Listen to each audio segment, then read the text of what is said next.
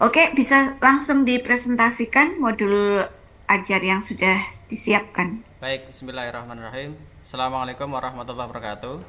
Waalaikumsalam. Eh, Ibu yang kami hormati, Bu Siti Rohayati, perkenalkan saya Sujatno dari mahasiswa PPG UIN Salah Salatiga tiga. untuk mata pelajaran Pendidikan Agama Islam dan Budi Pekerti. Saat kali ini saya sudah memasuki tahapan untuk pelaksanaan ujian kompre. Untuk kesempatan kali ini saya akan mempresentasikan hasil uh, susunan atau penyusunan modul ajar untuk mata pelajaran Pendidikan Agama Islam dan Budi Pekerti fase E untuk jenjang kelas di SMA Negeri 1 Purbalingga, Provinsi Jawa Tengah. Pada modul ajar ini meliputi informasi umum, komponen inti, dan juga meliputi rencana asesmen dan pengayaan remedial, dan juga refleksi peserta didik dan guru, juga ada sedikit lampiran, dan juga bahan bacaan guru dan peserta didik. Berikutnya Ibu Siti Rohayati yang kami hormati, dalam informasi umum ini kode modul judul PAI E101, ini merupakan pendidikan agama Islam fase E kelas 10 di kelas 11. Penyusun Sujatno tahun 2023, kelas fase E capaian elemen topik kompetisi dalam kebaikan dan etos kerja. Dalam paparan ini nanti ada dua topik, yaitu kompetensi dalam kebaikan dan etos kerja. Alokasi waktunya 120 menit atau 3 jam pelajaran. Pertemuan ke-1, profil pelajar Pancasila yang terkait dalam modul ini: beriman, bertakwa kepada Tuhan Yang Maha Esa, berakhlak mulia, mandiri, bernalar kritis, kreatif, bergotong royong. Sarana dan prasarana yang digunakan LCD, proyektor, dan juga papan tulis. Juga ada alat tulisnya, yaitu spidol boardmakernya. Target peserta didik, regulator terpikal. Ini maksudnya berarti peserta didik nanti akan bisa reguler. Ya. Kemudian model pembelajaran project based learning, mode pembelajaran yaitu tatap muka. Ibu yang kami hormati, komponen inti tujuan pembelajaran. Satu, peserta didik dapat membaca Al-Quran dengan tartil dan hadis tentang kompetisi dalam kebaikan dan etos kerja.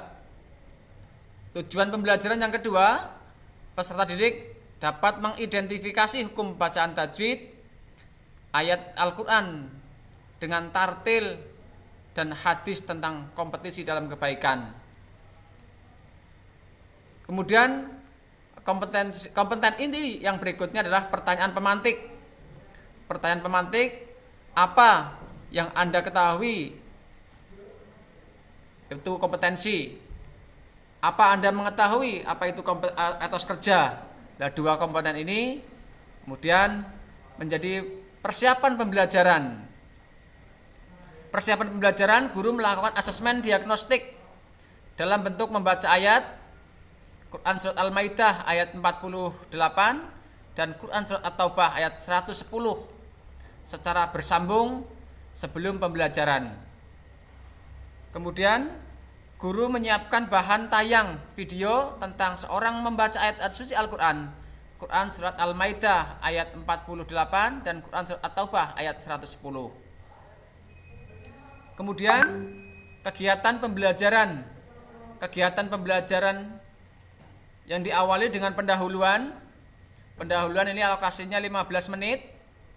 Guru membuka kegiatan pembelajaran dengan mengucapkan salam berupa Assalamualaikum warahmatullahi wabarakatuh, salam sehat dan bahagia. Ini yang sudah sering dan setiap saat kami melakukan mengucapkan salam di depan para murid. Kemudian perwakilan peserta didik untuk memimpin doa. Memimpin doa ini juga peserta didik agar terbiasa untuk selalu menjadi seorang pemimpin. Maka dipersiapkan juga untuk menjadi pemimpin melalui memimpin doa. Kemudian guru menanyakan kabar ke peserta didik dan mengecek kehadiran peserta didik. Ini selalu kita lakukan untuk dalam tahap untuk pengecekan peserta didik melalui menanyakan kesehatan, menanyakan ketidakhadiran atau mungkin ada yang terlambat atau mungkin masih berada di luar. Kemudian yang berikutnya, guru memberikan persepsi pentingnya membaca Quran surat Al-Maidah ayat 48 dan Quran surat At-Taubah 105 dan pemahaman tentang kompetisi dalam kebaikan dan etos kerja. Kemudian guru memberikan pemahaman pentingnya memahami ayat terkait dengan kompetisi dalam kebaikan dan etos kerja. Berikutnya juga guru menyampaikan tujuan pembelajaran yang ingin dicapai dalam materi Quran surat Al-Maidah ayat 48 dan Quran surat At-Taubah ayat 105 tentang berkompetisi dalam kebaikan dan etos kerja. Kemudian kegiatan inti. Kegiatan inti ini ada alokasi waktunya 115 menit. Dalam waktu 115 menit ini meliputi beberapa langkah. Langkah yang pertama, orientasi masalah. Guru bertanya tentang sejauh mana pemahaman siswa tentang kompetisi dalam kebaikan dan etos kerja. Bertanya kepada murid tentang pemahaman kompetisi dalam kebaikan. Kemudian langkah yang kedua, peserta didik diminta untuk membaca Quran surat Al-Maidah ayat 48 dan Quran surat At-Taubah ayat 105. Kemudian peserta didik diminta untuk mengidentifikasi hukum bacaan tajwid.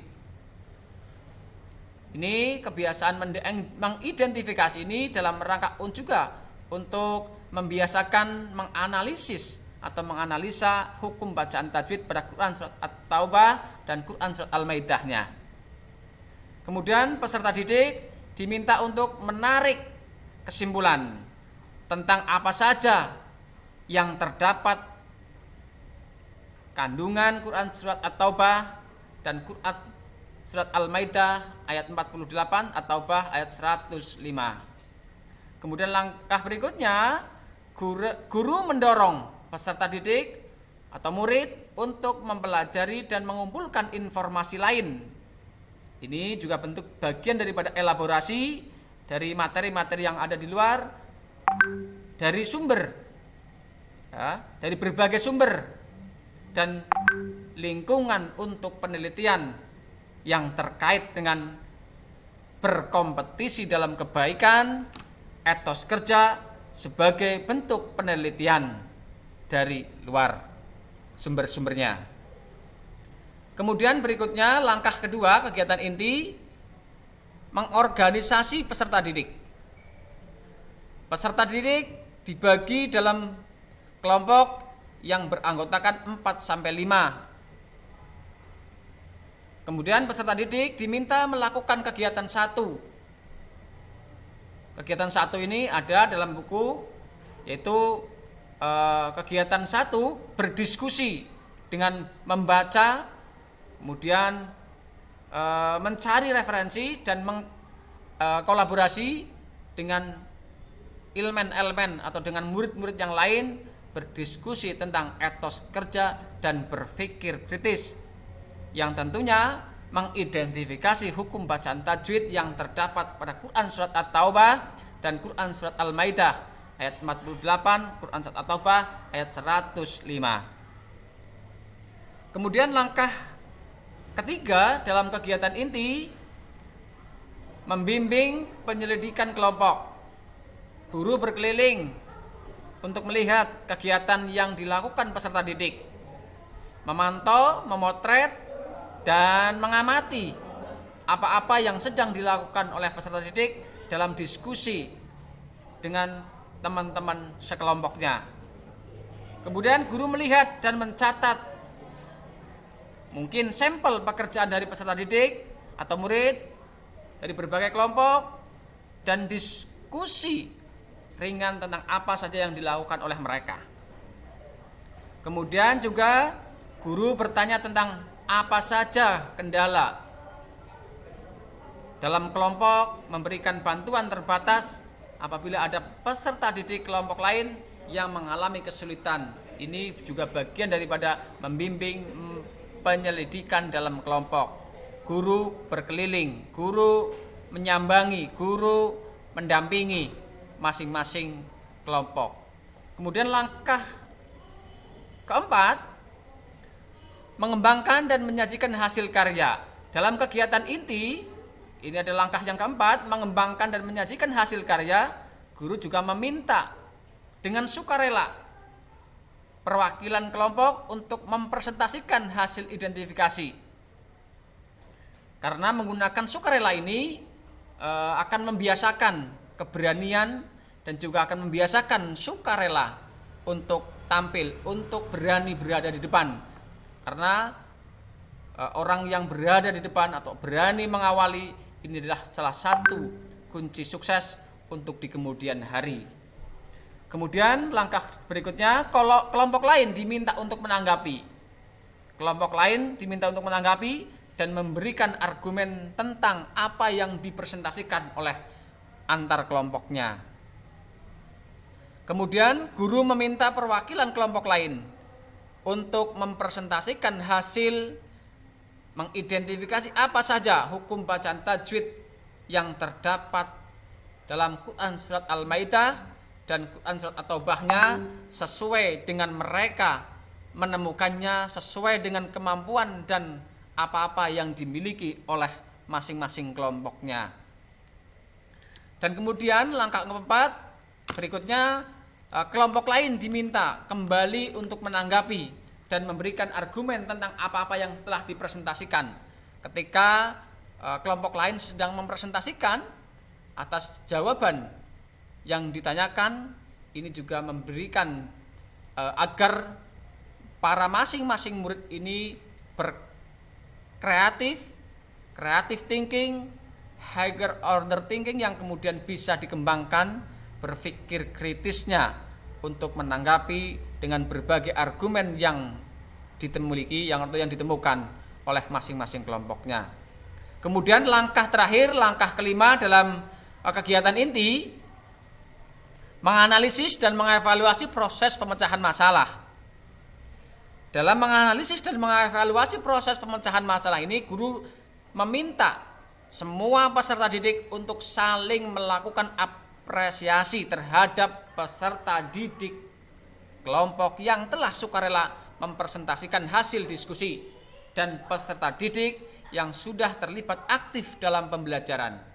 Ini tentu pembiasaan ini adalah bagian daripada membiasakan menghargai karya, ide, gagasan dari orang lain yang telah melakukan sesuatu atas hasil yang telah dikerjakan. Kemudian berikutnya, guru memberikan penguatan apabila ada jawaban peserta didik yang kurang sesuai.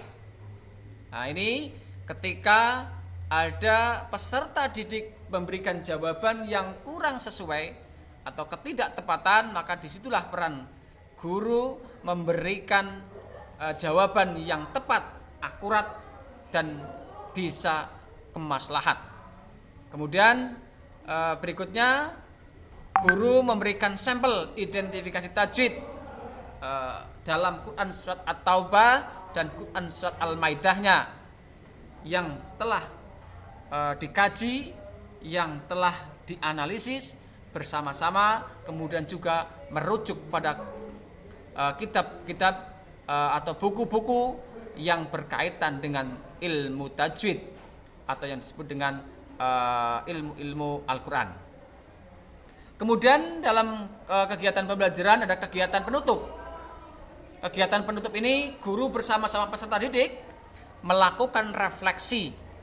Kegiatan melakukan refleksi ini dalam kurikulum Merdeka memang ini menjadi salah satu proses yang sedang digalakan, yang sedang dikembangkan dan yang sedang dibiasakan oleh diri bersama para murid untuk mengenai pembelajaran yang telah dilakukan terkait identifikasi hukum bacaan tajwid dan juga isi-isi kandungan penjelasan ayat dan yang terkait dengan isi Quran Surat Al-Maidah ayat 48 dan Quran Surat At-Taubah ayat 105.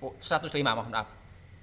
Kemudian guru setelah memberikan refleksi, juga guru memberikan tugas rumah untuk menghafal Quran Surat Al-Maidah ayat 48 dan Quran Surat At-Taubah ayat 105 dan juga hadis yang terkait dengan etos kerja dan berpikir kritis dalam rangka untuk mempersiapkan mencapai kompetensi mendemonstrasikan hafalan untuk pertemuan selanjutnya. Kemudian kegiatan penutup, guru mengkonfirmasi materi yang akan dibahas pertemuan berikutnya, yaitu adalah menghafal, akan mendemonstrasikan hafalan. Maka peserta didik diminta untuk mempersiapkan sejak hari ini dan besok pada saat pertemuan-pertemuan yang akan datang. Kemudian rencana asesmen, peserta didik mengerjakan tugas terstruktur. Kemudian pengerjaan remedial peserta didik bagi yang mereka masih kesulitan diminta untuk belajar dengan teman sekelas yang masih mengalami hambatan belajar dengan menjadi tutor sebaya. Apabila mereka ada teman-teman sekelasnya masih ada yang kesulitan, misalnya untuk membaca, misalnya untuk mengidentifikasi tajwid masih kesulitan, nanti akan menemukan dengan cara tutor sebaya. Kemudian remedial peserta didik diminta mengerjakan ulang soal-soal yang belum dapat dikerjakan dengan baik. Kemudian referensi. Saya rasa cukup ya Pak. Oh, Bu, Saya baik, rasa Ibu. sudah cukup. Nggih, Ibu. Terima kasih. Terima kasih Nggih, ya. Terima kasih, Bu. Ya, sudah dipaparkan secara sistematis ya dari awal sampai akhir. Oke, tadi metode yang diterapkan adalah dengan membentuk kelompok-kelompok ya. Nggih, Ibu. Ya, kira-kira dari metode yang jenengan terapkan itu apa kelebihan dan kekurangannya? Kelebihan ketika pembelajaran dengan berkelompok, satu, murid itu bisa berkolaborasi, membiasakan berkolaborasi, kerjasama, gotong royong dalam mencari dan memberi materi-materi yang baru untuk kepemahaman. Kemudian juga dalam mencapai tujuan pembelajaran, peserta didik dapat membaca. Ini nanti akan bisa share, akan bisa berbagi cara membaca ayat, bisa berbagi cara mengidentifikasi hukum bacaan tajwid dengan tepat dan benar. Ini salah satu kedua alasan kenapa saya harus menggunakan metode berkelompok dan keunggulannya. Dan namun dalam keunggulan berdiskusi kelompok ini ada beberapa kelemahan. Kelemahan diantaranya peserta didik juga akan menemukan kegalauan. Misalnya dalam kelas atau dalam kelompok itu terdapat murid-murid atau yang kebetulan kurang memahami materi-materi yang sedang dipelajari. Ini nanti mereka akan merasa malas karena merasa belum ada temannya yang belajar tentang materi-materi baru itu. Dan juga ditemukan juga ada beberapa murid yang ketika diskusi kelompok mereka hanya dalam bahasa Purbalingga itu nyanggake nyanggake dengan temennya, sudah ada teman yang bisa, aku pasti nanti bisa presentasi. Nah ini kelemahan-kelemahan yang seperti ini perlu patut disadari bahwa menjadi sebuah temuan untuk dikembangkan menjadi mereka lebih suka, lebih senang untuk mengkaji, menganalisis isi ayat dan penjelasan-penjelasan lain yang baru. Begitu Ibu, kedua kelebihan dan kekurangannya tadi apa yang sudah kami sampaikan. Oke, tadi materinya kan kompetisi dalam kebaikan dan etos kerja ya. Injih Bu. Tadi dalilnya ada surat Al-Maidah, ada surat At-Taubah ya. Saya ingin dilafalkan coba ayatnya itu. Baik Ibu, sekedap. Saya buka materinya. Saya stop screen dulu. Ya. Saya buka materi baru dulu.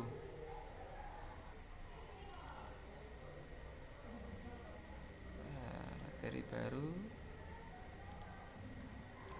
Ya. Baik, bismillahirrahmanirrahim. Wa anzalna ilaikal kitaba bil haqqi musaddiqal lima baina yadayhi minal kitabi wa muhaiminan alaihi. Fahkum bainahum bima anzalallah wa la tattabi' ahwa'ahum amma ja'aka minal haqq. Likullin ja'alna minkum syir'atan wa minhaja. Walau sya'allahu laja'alakum ummatan wahidatan walakin liyabluwakum fima atakum fastabiqul khairat ilallahi marji'ukum jami'an fayunabbi'ukum bima kuntum fihi tahtalifun. Quran surat Cukup. Al-Maidah ayat 48. Ini Bu. Ya. Kemudian bagaimana cara itu ditutup dulu aja. Oh gitu. Di stop. Stop screen nggih. Ya. Bagaimana Bapak memotivasi para peserta didik? Baik, ketika saya melakukan motivasi pada peserta didik yang berkaitan dengan etos kerja, setiap peserta didik ini diberikan wawasan ketika etos kerja, pentingnya etos kerja dan peranan etos kerja, manfaat etos kerja. Karena etos kerja ini salah satunya fastabikul khairat, yaitu berlomba-lomba dalam kebaikan, di mana saat ini kita mungkin dalam belajar dalam satu kelas, di suatu saat itu adalah sebagai kompetisi atau sebagai kompetitor. Dalam hal ini, maka belajar yang sungguh-sungguh ini sebagai cara dalam menghadapi apapun untuk menjadi orang yang sukses, orang yang berani dalam mengambil peran-peran penting dalam kehidupan di tengah masyarakat ataupun peran-peran penting lainnya yang berkaitan untuk bisa berlomba-lomba dalam kebaikan. Begitu Ibu, kira-kira. Oke, kemudian media pembelajaran apa yang sudah jenengan siapkan? Ketika media dalam hal ini satu menggunakan PowerPoint Ibu, menampilkan ayatnya, menampilkan terjemahnya, menampilkan identifikasi tajwidnya, dan juga menampilkan isi-isi penjelasan, dan juga mengambil penjelasan-penjelasan dari para mufasir, misalnya mufasir kontemporer dan ada mufasir klasik yang kemudian dipadukan menjadi pemahaman-pemahaman yang disesuaikan dengan kondisi zaman sekarang untuk pemahaman yang lebih moderat untuk bisa diterapkan di kehidupan sehari-hari. Begitu Ibu. Oke. Jadi inovasi yang sudah saudara lakukan apa? Yang sudah saya lakukan itu membuatan media, kemudian peserta didik itu bisa mengakses dengan berbagai referensi, kemudian juga bisa saya mengajak mereka untuk menulis dengan berbagai inovasi. Satu misalnya ayat itu dibuat kaligrafi. Ini juga menjadi salah satu inovasi pembelajaran sebagai pengembangan dalam pembelajaran yang ada di sekolah kami, Ibu. Kemudian teori pembelajaran apa yang melandasi dalam menyusun perangkat pembelajaran ini? Teori yang mendasari ini saya menggunakan project based learning, Ibu. PJBL. PBL Bu, Problem Oh, Based PP. Learning, nggih. Oh, PBL bukan PJBL Nggih, ya. dan juga Bukan PJBL project. nanti juga terkait karena di situ ada kita membuat karya kaligrafi. Itu Ah, sebagai iya, proyeknya. produknya. PBL-nya berarti mereka ketika misalnya menggunakan apa anak-anak itu mendiskusikan problem kemalas-malasan anak sekarang itu kan dipegangi HP, gadget yang kemudian menjadi malas, mereka selalu sukanya nge-game dan seterusnya dan seterusnya. Sehingga ini menjadi salah satu problem untuk based learning ya, sebagai etos kerja yang tinggi. Sebagai Terus sasaran materi pembelajarannya diambil dari mana? materi pembelajarannya eh, ini satu kitabullah yaitu kitab Al-Qur'an. Quran surat At-Taubahnya, kemudian dari buku terjemah Kementerian Agama, dan juga referensi juga mengambil informasi penafsiran kajian-kajian ilmiah yang berkaitan dengan etos kerja dan yang lain yang terkait yang sinkron dengan materi-materi ini. Oke, Begitu Ibu. menurut saudara, cara mengajar saudara itu sudah menyenangkan apa belum ya? Kalau saat Menarik ini nggak? saya menggunakannya metodenya ceramah seperti ini, mungkin anak belum 100% menyenangkan. Tapi saya menggunakan kolaborasi dengan anak-anak, dengan diskusi, anak merasa senang ketika ikut pelajaran pendidikan agama Islam yang diajar oleh saya, dan alhamdulillah ketika diajar mereka menyatakan senang dan bahagia. Begitu Ibu. Bagus. Oke, saya rasa konfirmasi dari saya cukup ya, bisa Baik Ibu. meninggalkan Zoom. Baik Ibu, terima kasih atas pertanyaannya, menjadi semangat bagi kami, dan terima kasih Ibu. Saya akhiri. Assalamualaikum warahmatullahi wabarakatuh. Waalaikumsalam warahmatullahi wabarakatuh. Iya bro. Iya Pak. Oke. Baik, Bismillahirrahmanirrahim. Kita mulai untuk ujiannya. Karena tadi sudah diuji oleh Bu Ruhayati panjang kali lebar, saya hanya ngecek yang kecil-kecil saja. Jadi tadi yang disampaikan materinya apa? Tadi yang disampaikan materi tentang etos kerja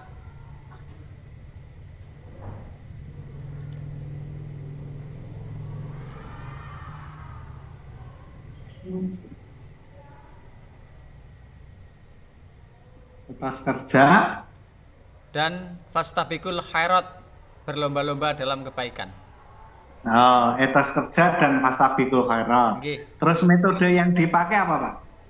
Metode yang digunakan tadi saya menyampaikan dengan PBL, Problem Based Learning, dan Project Based Learning.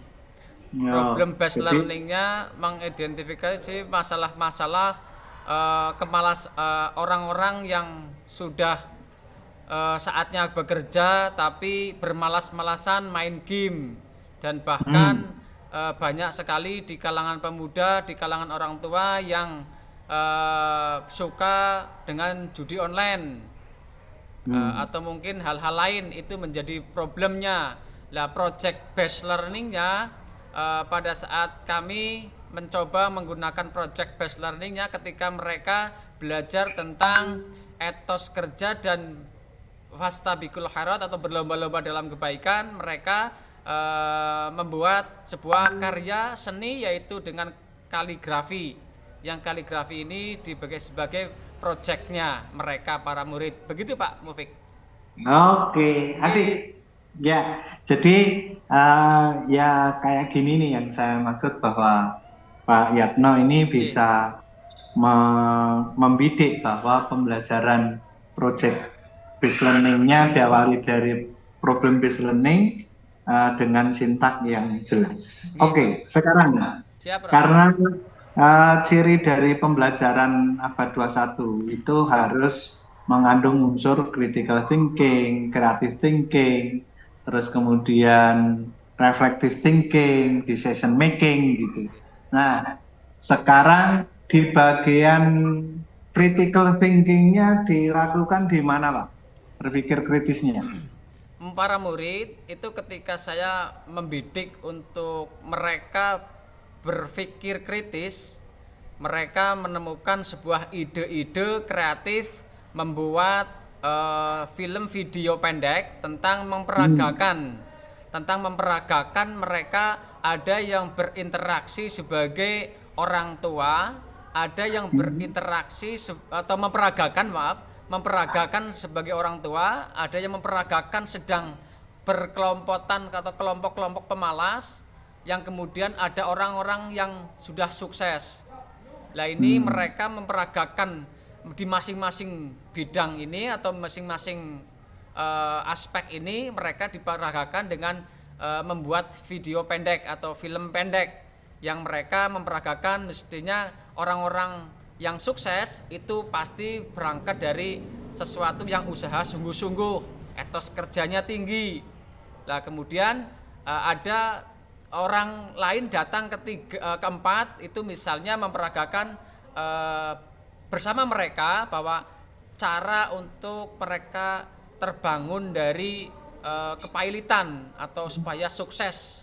Ini yang kemudian creative thinkingnya mereka membuat sebuah video adegan yang itu sebagai bahan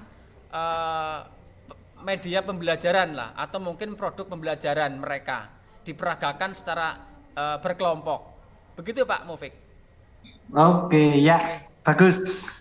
Jadi Pak Yarna ini ternyata bisa memahami proses di dalam kurikulum Merdeka.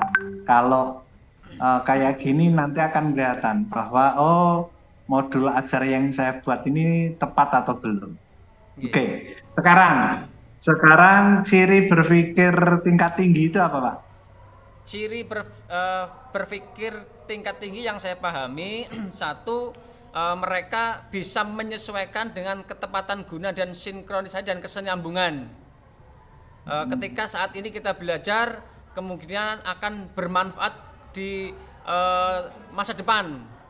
Itu salah satu menurut saya, ketika mereka belajar hari ini apa manfaatnya dan bisa diterapkan, bisa digunakan untuk kehidupan yang lebih bahagia dan menyenangkan di kemudian hari, Bapak. Dasarnya apa? Kok berpendapat begitu, dasarnya apa? Teori siapa? Dasarnya saya ketika melihat belajar itu untuk kebahagiaan, seperti yang disampaikan oleh Ki Hajar Dewantara, mengatakan belajar untuk kebahagiaan. Itu berpikir tingkat tinggi ya. Iya, Nah, menurut saya, Prof. Nah, kalau kemudian diminta membuat soal hot satu saja, gimana, Pak Yatno? Buatlah satu soal hot dengan materi tadi. Baik, saya ketika mencoba untuk membuat soal hot dari ayat yang tadi sudah kami sampaikan, misalnya Qurat wa anzalna ilaikal, misalnya begini, perhatikan ayat berikut. Kemudian saya menuliskan wa anzalna ilaikal kitaba bil haqqi musaddiqal lima baina yadayhi. Kemudian soalnya perhatikan, kemudian dalam soal itu ayat yang pertama itu wa anzalna ilaika di garis bawah sampai wa anzalna ilaikal kitaba bil haqq, di situ di garis bawah. Kemudian saya dalam soalnya pada ayat yang sudah di garis bawah di atas, arti yang tepat adalah A. 1. Dan Allah telah menurunkan ayat misalnya. Dan B bla bla bla, C bla bla bla, D dan seterusnya. Itu yang kemudian saya membentuk untuk membuat anak itu bisa memikirkan bahwa ada kaitannya dengan soal dengan jawabannya itu. Kira-kira begitu, Prof? Ya. Oke. Tapi Pripun? belum begitu jelas. Ketika Pak Yatno mengatakan itu berpikir tingkat tinggi atau hot. Soal hot itu kan punya ciri. Cirinya apa Pak? Soal hot itu? Cirinya adalah menganalisis, Dok. Prof. Nah tadi mana analisisnya? Ayo. Nah, Menganalisis belum terjemah kan? itu Prof. Ternyata setelah tadi sudah bicara banyak, ternyata kita kunci dengan teorinya belum nggak Oke. masuk gitu loh. Duh. Jadi berpikir tingkat tinggi itu cirinya menurut kategori Bloom harus C4, C5 atau C6. C6 nggih. Nah, maka soal yang dibuat pun harus menanyakan ini Iya. gitu. Jadi disuruh menganalisis, disuruh membedakan, membuat kesimpulan atau mencipta sesuatu. Maka tadi saya sebenarnya sudah senang ini. Nah ini produknya mereka disuruh membuat film pendek atau kemudian disuruh membuat kaligrafi. Ini sudah jelas C6 Nggih. ini. Tetapi ketika saya tanya bagaimana membuat soal, ternyata gelewang juga. Ngelempang. Oke, sekarang kalau disuruh membuat judul dari yang Pak Yatno tadi ceritakan, judul PTK-nya gimana? Kira-kira kalau judul PTK-nya kalau sesuai dengan tadi saya menyampaikan eh, Mm-mm. critical thinking-nya atau mungkin creative thinking-nya nanti adalah satu penerapan Mm-mm. model pembelajaran project based learning Mm-mm. untuk mewujudkan kreativitas murid siswa SMA Negeri 1 Purbalingga kelas 10. Begitu, Prof. Ya, materinya? Materinya pada pembahasan etos kerja. Nah, harusnya disebutkan Oh, materi apa oh gitu. begitu. Saya tulis, Prof. Jadi, ya, atau kalau tidak disebutkan materi, disebutkan mapelnya. Mapel PAI dan budi pekerti begitu. Oh, nggih. Sehingga tidak ngambang. Nah, ini apa yang mau ditingkatkan, apa yang mau dikembangkan, apa yang mau begitu. Siap. Oke. Oke, jadi menarik ini Pak Yatno Nggih. sudah lebih menarik daripada teman-teman yang lain. Masya Nah, Allah. sekarang Saya bersama belajar dengan teman-teman, Prof, di dalam kelompoknya. nah, sekarang saya minta untuk dibaca ini saya share screen aja. Oh, nggih, Prof.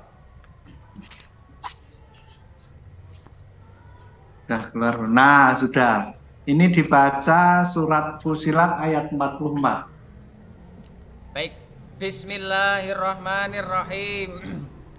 Walau ja'alnahu qur'ana a'jamiyya laqalu laula fusillat ayatu a'jamiyyu fa'arabiyyu qul huwa lilladzina amanu hudaw wa shifaa'u walladzina la yu'minuna fi adanihim waqru wa huwa alaihim ama ulaika yunadawna min makanim ba'id maaf Ya, sadaqallahul adzim. itu yang bacaannya gharib yang mana, Pak? Yang gharib dari A'jamiyu. mengapa disebut gharib? Mengapa disebut gharib? Ya. Apa ya, Prof? Lupa ini, Prof. Nah, jadi itu disebut gharib karena ada hamzah Oh ya, bertemu dengan alif bersamaan dengan ain. ain. Jadi orang Arab tidak bisa membaca seperti Pak Yatno tadi, aa jamiyun itu nggak bisa orang Arab. Nggih. Jadi mereka bisanya digabung menjadi a jamiyun. Nah, jadi mereka nggak bisa memotong itu nggak bisa. Makanya meskipun tulisannya tetap harus sesuai kaidah, tetapi karena ini adalah kalimat dalam bahasa Arab, orang Arab tidak bisa memotong-motong tadi itu ngikutin ejaan orang Arab. Jadi disebut jamiyun. Jamiyun. Nah, itu. Siap. Baik. Nggih. Tadi fusilat itu tidak ada tasjidnya ya. Laula itu ada tasjidnya enggak sih? Laula tidak ada, Prof. Nah, laula fusilat ayatuh begitu, bukan laula fusilat. Nah, jadi harus teliti. Iya. Ada tasjidnya enggak itu? Itu kok kayaknya kelihatan saya ada, Prof. Wow, nah Fusilat kalau itu. ada ya kalau ada harus terlihat tasjidnya itu Tasdidnya, ada, ya. berarti fusilat gitu. Fusilat. Kalau tidak ada harus bersih. Jadi bacaan Al-Quran ini semuanya termasuk titik, termasuk panjang pendek ini ada pengaruhnya terhadap arti begitu. Oke, langsung ditulis saja surat Fusilat 44 ini. Silahkan ditulis, kemudian difoto, dan nanti dikirimkan ke saya. Oke, Prof. Fusilatnya ya, Prof. Fusilat 44 ini. Ya, Prof. Siap, Prof. Oke, Tanpa terus bismillah ya, Prof. ya tanpa bismillah. Nah, sambil menulis Pak Yatno bisa membuat closing statement. Kemudian nanti dipanggilkan yang terakhir Pak Afif Khairul Rahman yang tadi mengalami kendala. Baik, Prof. Terima kasih Prof Mufik yang telah memberikan pembelajaran pada kesempatan kali ini melalui pendidikan atau pembelajaran kali ini. Saya senang sekali bisa berdiskusi langsung dengan Prof Mufik untuk materi uji secara lesan walaupun luring ini sangat bermakna sekali. Saya sangat senang dan ada banyak ilmu-ilmu yang saya dapatkan dari Prof Mufik tadi pada kesempatan kali ini. Kiranya gitu sambil saya menulis, saya akhiri. Billahi taufiq wal hidayah. Assalamualaikum warahmatullahi wabarakatuh. Waalaikumsalam warahmatullahi wabarakatuh. Recordingnya dimatikan dan bisa dipanggilkan Siap, Pak Afif Khairul Oke. Rahman.